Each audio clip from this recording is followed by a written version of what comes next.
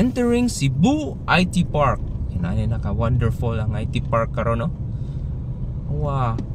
Agi ta diri sa Banilad entrance. Dagko na kayong building ang nitukod diri. Daghan kayong condo units. Usahay makapangutana ka kung kaning mga condo units nahali na batanan.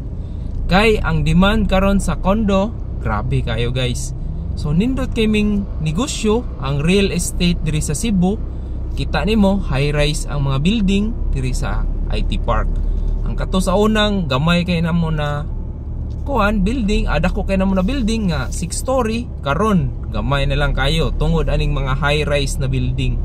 Mao na ni ang IT Park update. Nindot na kayo no.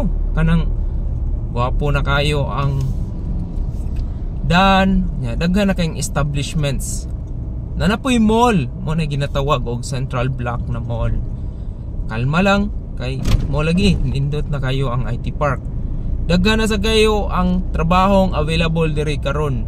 Mapa technical, mapa call center, mapa BPO, daghan kayo support, daghan kayo ang trabaho diri karon. As in booming gyapon kayo ang IT Park sa pagkakaron. Okay? So muna ang demand sa condominium or mga real estate grabe pod kayo. So muna hopefully mulambo pa ning IT Park o kuan.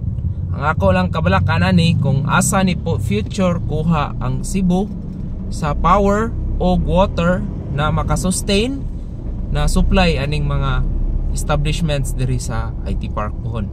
So muna usa na to i-consider when buying condo or real estate if natural resources kay available ba and sustainable. So daghang salamat, ari ra ta kutob og follow for more.